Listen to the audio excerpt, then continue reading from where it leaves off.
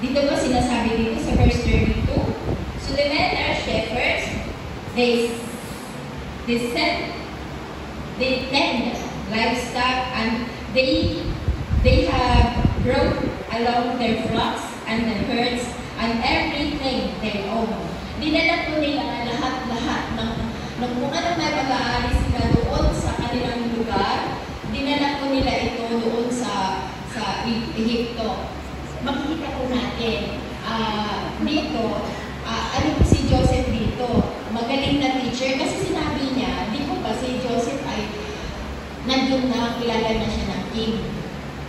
Sabi niya, pag kayo ay tinanong kung anong trabaho niyo, sabihin niyo na tagapag-alaga kayo ng mga hayop, simulan pagkabata pa. Sinabi niya gano'n. So magaling po niyang coach dito. Magaling po siyang life guide. Sabihin natin life guide. Tayo po lahat ay mga life guides. Alam niyo ba, may natututunan ang isang tao sa atin, may natututunan din tayo sa isang tao. Ano lang po yan, nag-exchange lang po tayo ng ideas at yung mga natututunan natin. Pero dito tayo mga Christians po ay life guide tayo para sa eternity. Hindi lang po tayo dito life, dito lang nagtuturo sa mundo dito, pero nagtuturo din po tayo papunta sa eternity. Hindi lang po temporary yung pagtuturo natin. Kaya dapat matutunan din po natin na ang mga pagtuturo natin ay dapat godly. Godly ang mga itinuturo natin. Sa pagbukas pa lang ng bibig natin para sa kapitbahay, para sa mga kaibigan, especially doon sa mga very challenging yung ugali. Kasi doon tayo nadadapa. Sabihin natin, doon tayo nadadapa sa mga may mga kakulangan ng pag-ugali. Medyo mahirap unawain ang isang tao, pero sinasabi naman talaga ng ating Panginoon, di po ba? Love the unlovable. Ang mamahalin natin ay hindi yung kamahal-mahal dahil mahal na po natin yan. Pero ang mamahalin po natin yung mga very challenging. There are times na mga asawa, anak natin, mga challenging yung pag-uugali niyan sa bahay. Natutunan ko po na mahalin ang bawat kahinaan ng isang tao. And I'm trying my best na itong natitirang buhay ko po ay maintindihan yung mga taong hindi kaintindi. Ganun po ang dapat na gagawin natin bilang Christian. Matuto po tayong intindihin yung mga taong hindi kaintindi dahil po, ang sabi naman talaga, napakaliwatan ng sinabi ng ating Panginoon na love your enemies. Ito ang pinakamahirap na gawin natin, yung love your enemies. Kaya, aralin po natin, hindi naman kaagad-agad pinabukasan. Pag natutunan natin ngayon, pag narinig natin, bukas imamahalin na natin yung ating kapitbahay na kaaway natin. No, inaaral po natin yan. And you have to ask the Lord kasi ang Panginoon ang tutulong sa'yo para matanggal yung inis mo sa Kanya or any emotion, any negative emotion. Matatanggal po yan pag si Lord ang tatawagin natin. Yun po ang ano natin. So, pangalawa po, ang dapat natin gawin ay maging life guide po tayo for the Lord. Hindi lang tayo dito nagtuturo, kundi ang tinuturo po natin ay papunta sa langit, sa eternity, para makasama natin lahat, pati mga kaaway natin sa ating Panginoon. Yun po talaga ang mandate ng ating Panginoon. Dito po sa may dulo, sinasabi dito na sinasabi ni Pharaoh dito yung king na if anyone know among of you that has special abilities, and I will take them in charge of my own livestock. Imagine mo, pagka may special abilities tayo, ipupempo natin ang ating Panginoon ay king.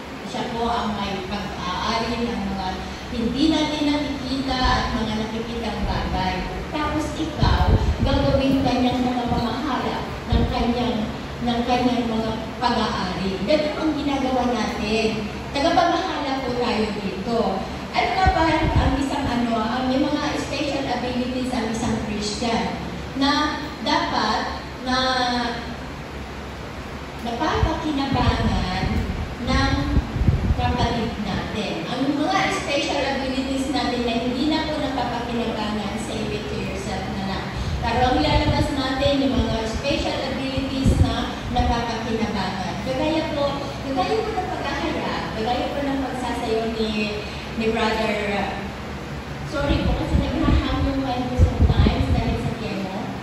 May time na I'm sorry, na nakakalimutan ko minsan yung mga names. Herbert. Siyempre kilala ko po siya. Nakakalimutan ko po, pero alam ko ang mga mukha. But I praise God dahil hindi ko nakakalimutan ang word of God. Yun po ang yung mga special abilities natin, lagi natin isipin na hindi ka binigyan ng special abilities just to yourself. Dapat ibibigay po natin sa kapakanan ng ating mga brothers and sisters. Kahit po, especially doon sa mga brothers and sisters talaga na malabas sa Panginoon. Kaya, panghawakan po natin yung buhay ni Joseph na marami tayong natututunan. Ang pinaka-the best po na magagawa natin, matututunan natin kay Joseph kasi dyan ay 4 na beses sinabi na Joseph was with God or God was with Joseph during that time na naghihirap siya sa kahirapan at sa kagandahan ng buhay niya. Kaya ganun po ang nangyari sa buhay ni Joseph. Same as sa atin po, ganun po ang gagawin natin lahat. Yun po ang devotion natin today. Lagi natin tatandaan na tayo ay mga life guide for eternity. Hindi lamang po dito sa lupa. Tapos pagkaan, love your enemy. At universal smile with feelings. Ganun po ang natin. Tatandaan po natin yun. Let us pray po. Hallelujah, Father. We thank you po sa natutunan namin this morning. And thank you, Father, na ginaid mo po kami lahat. We praise you, Father, dahil napakabuti mo po. Ikaw ang aming sasambahin. Ikaw ang aming pupurihin sa buong buhay namin. Salamat po, Ama. Salamat din, Holy Spirit, in your holy name, Jesus Christ, and through the power of the Holy Spirit. Amen and amen.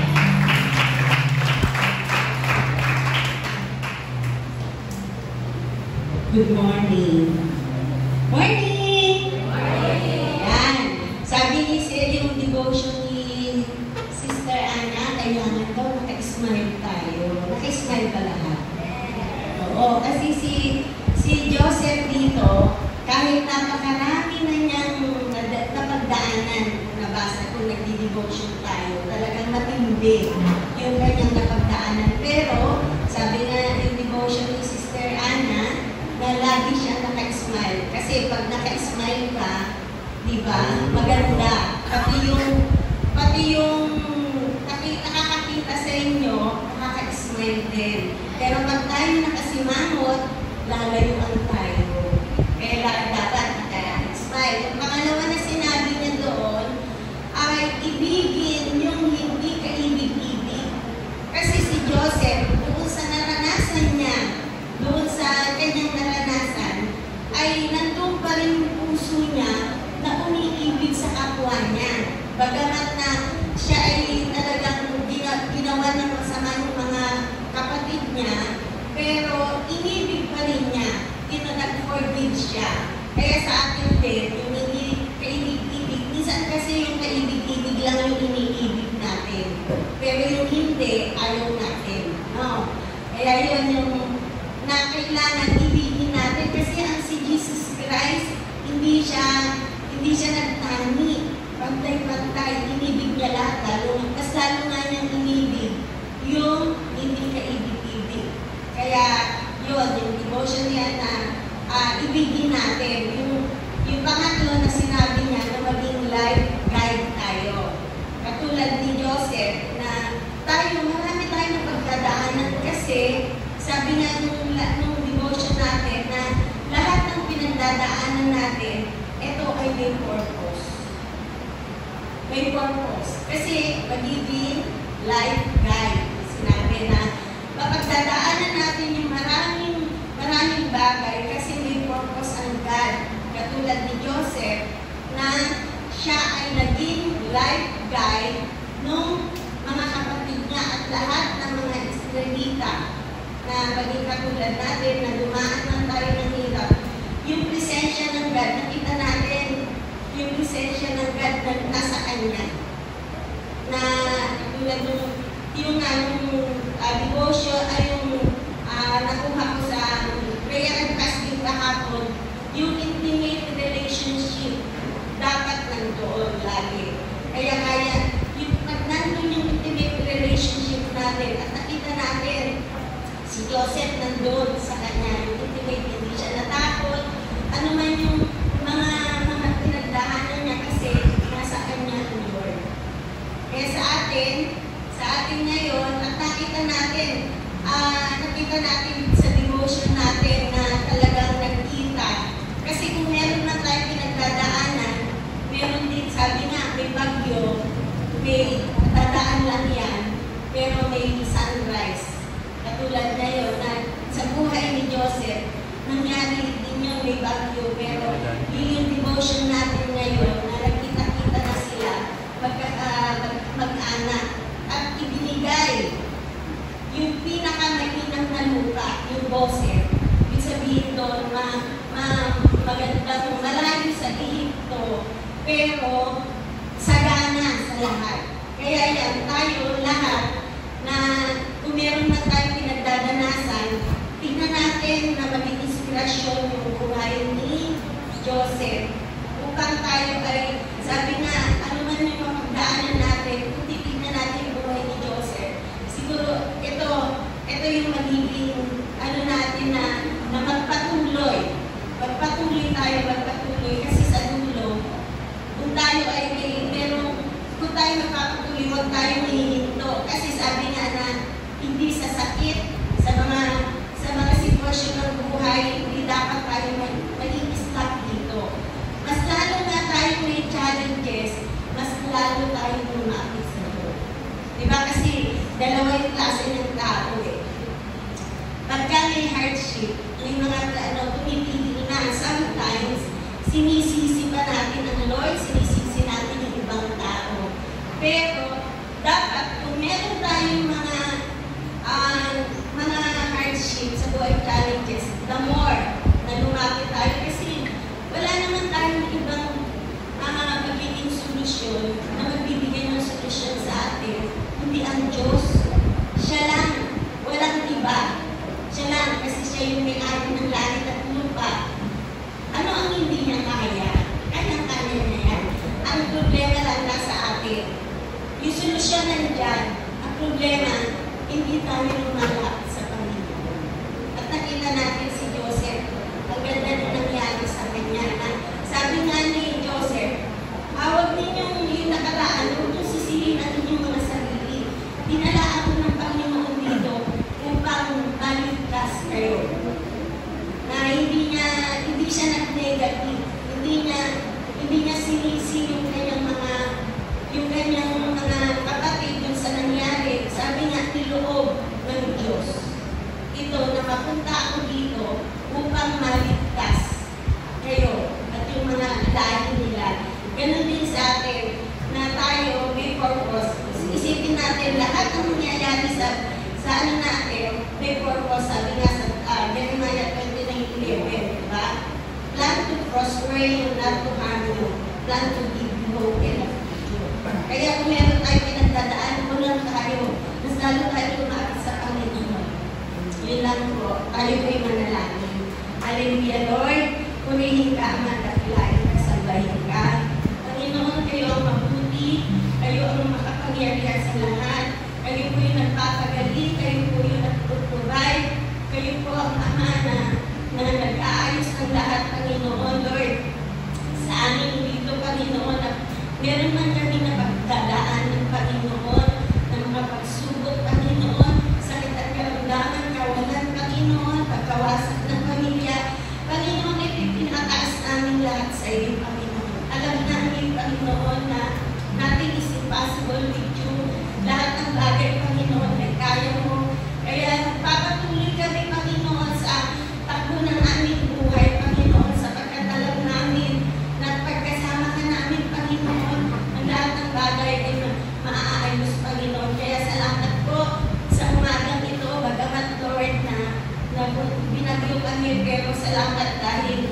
nandyan pa rin, Panginoon, yung pagkabay nyo, pagprotektan nyo sa bawat isa sa amin. Salamat po dahil nagawa ng paraan, Panginoon, yung aming daraanan, Panginoon, Lord.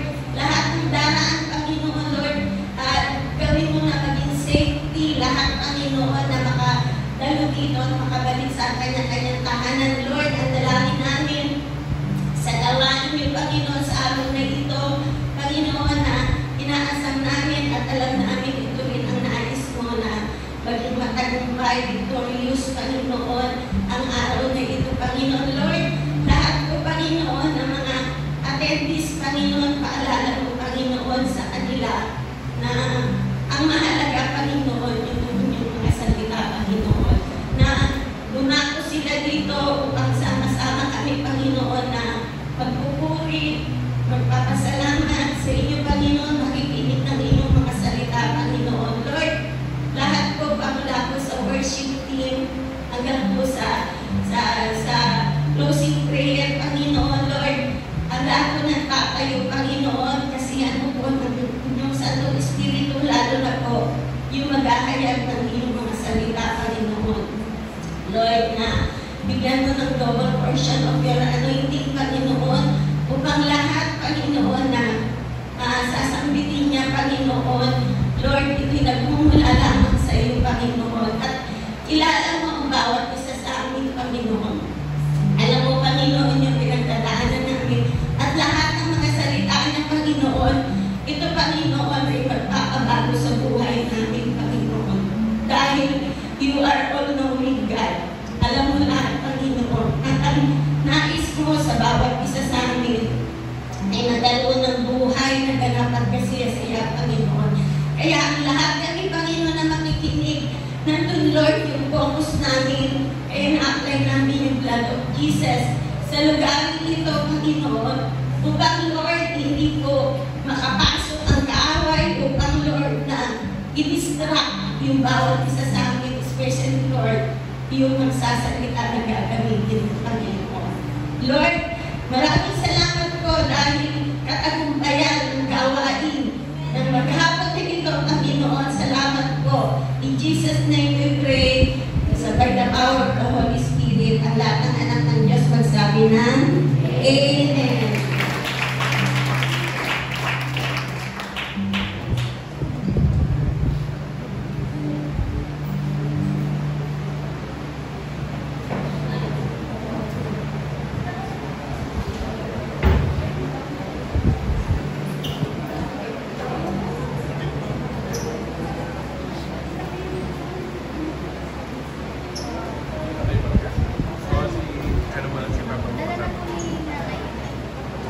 Iiwan na lang mo sa akin.